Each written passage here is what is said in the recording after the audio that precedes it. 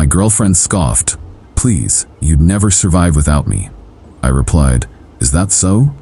Then I took the promotion abroad, booked temporary housing, and requested mail redirection. When she showed up at my old place with a speech prepared, the new tenant opened the door instead. I, 35 male, have always considered myself a competent man. As a civil engineer for a massive multinational firm, I manage complex infrastructure projects that require precision and foresight. I can, despite what my now ex-girlfriend might believe, successfully match my own socks. Yet, for the past 5 years, I've existed in a state of curated helplessness, a role carefully crafted for me by Bianca, 34. Our relationship began with a whirlwind of charm. Bianca works in high-end public relations. Her world is image, perception, and curation. When she moved into my apartment 3 years ago, she brought that professional skill set home. My life became her new project. It started small. She'd pick out my clothes, sighing that my own taste was tragically pedestrian.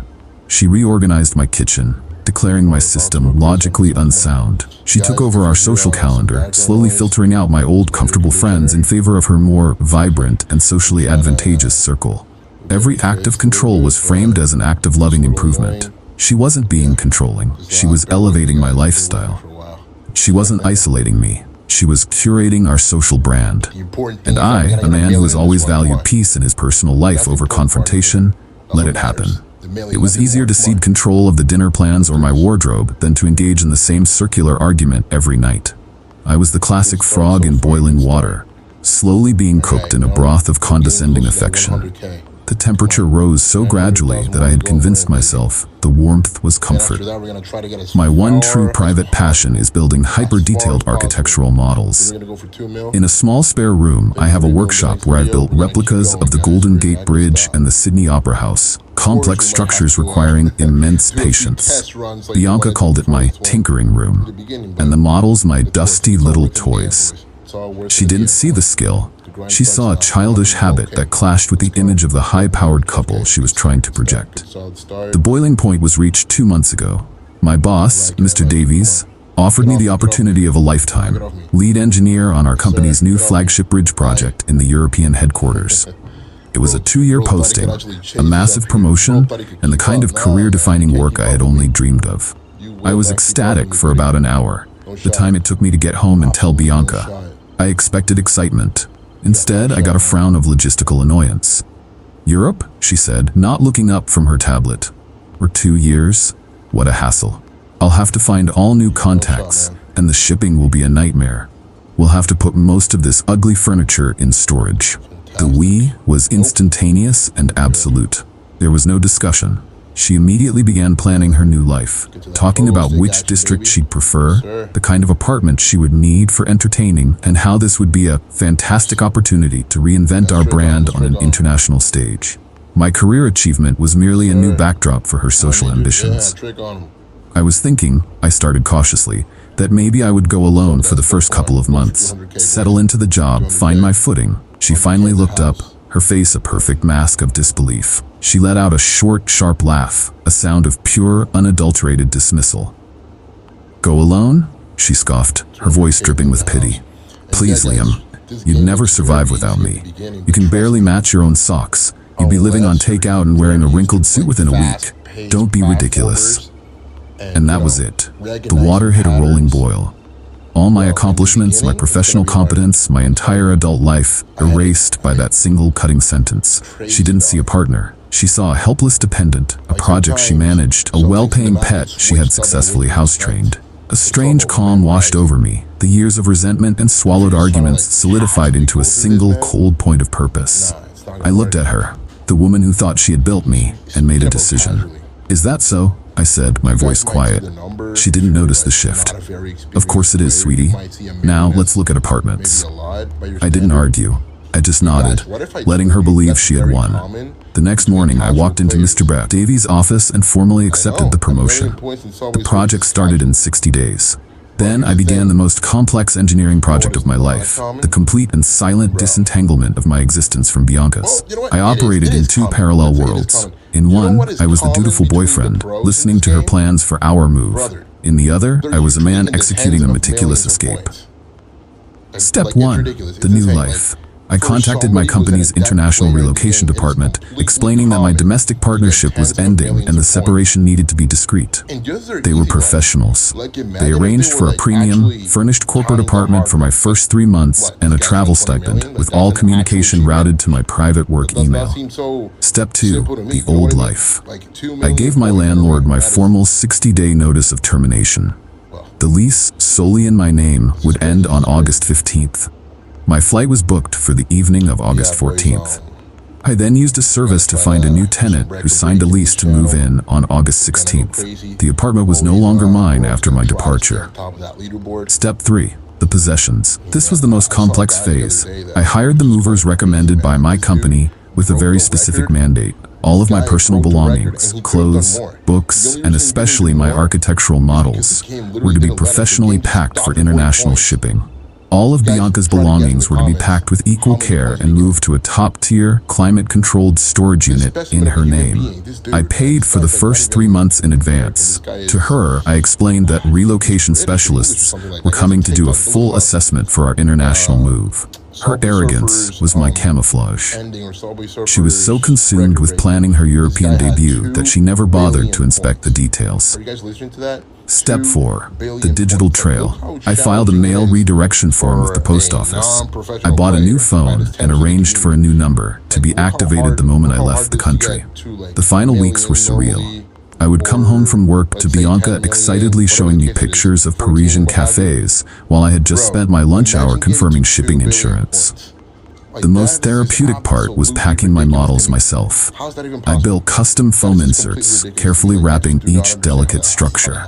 One evening, Bianca poked her head into my workshop. "Are you still playing with your little toys, Liam? I need help with the color palette for the new living room." "Just securing my dusty old papers," I replied, my voice neutral. The day of my flight, August 14th, arrived. The movers had come and gone. My things were on a ship crossing the Atlantic. Her things were in a secure storage unit. The apartment was empty, a blank slate. Bianca was at a celebratory farewell brunch with her friends. She planned to meet me at the apartment at 6 p.m., and we would go to the airport together to begin our adventure.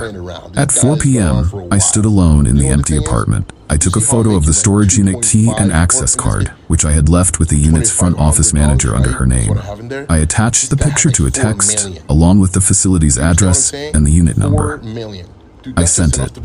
Then I put my old phone in an electronics recycling bin at the airport. I took my seat on the plane, turned on my new phone, and looked out the window as the ground fell away.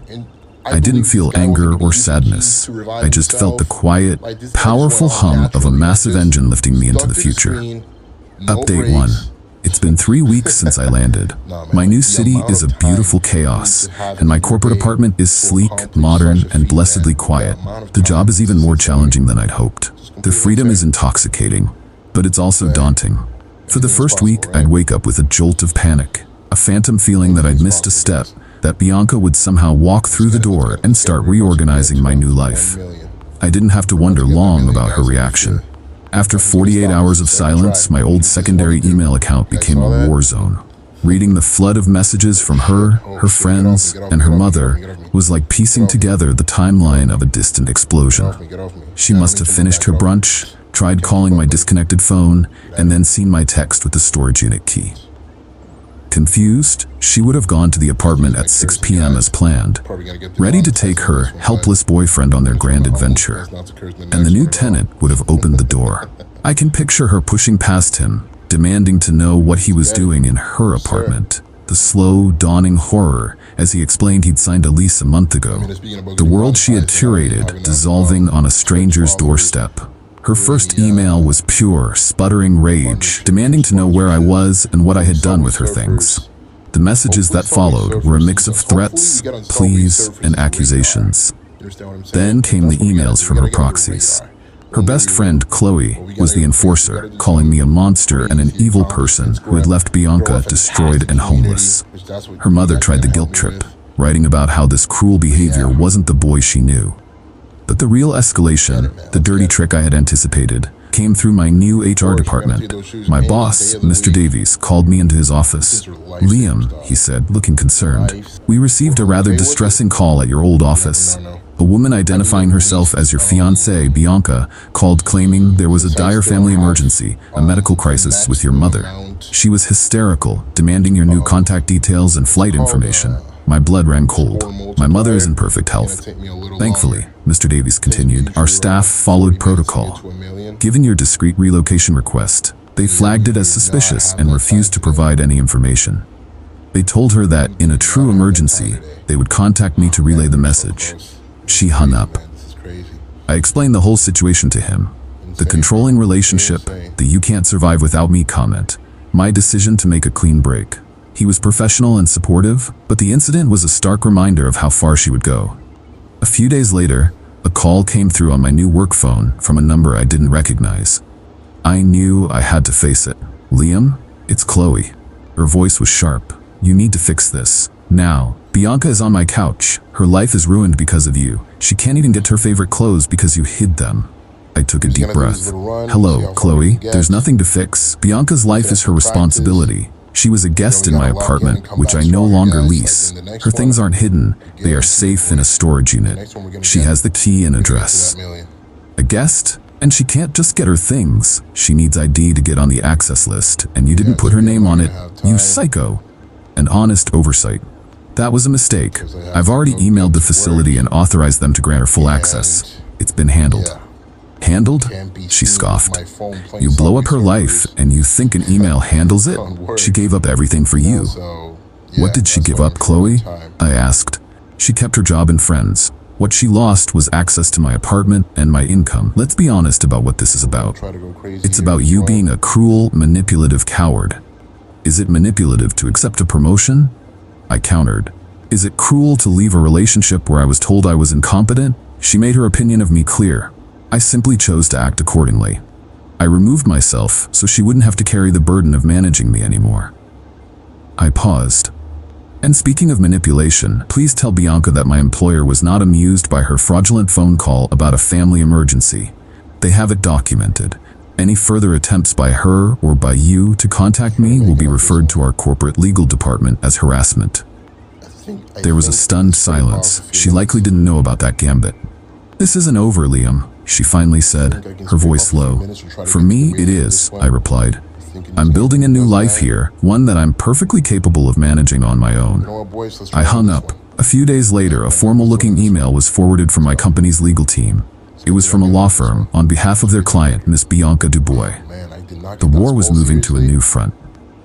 Final update. It's been 6 months since I moved.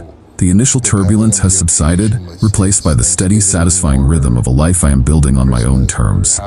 My apartment is no longer a temporary placeholder, but a permanent home. I'm excelling at the new job, and I've even found a local hobbyist group for model builders. For the first time, I have people to share my dusty toys with, people who appreciate the skill involved. The legal battle was the final, ugly chapter. Her lawyer's initial letter was a work of pure fiction. She demanded a 5-figure sum for emotional distress and wrongful abandonment. She demanded palimony, claiming non-existent career sacrifices. The most ludicrous demand was for half the value of my assets, which specifically named my collection of architectural models, described as valuable, co-owned art pieces.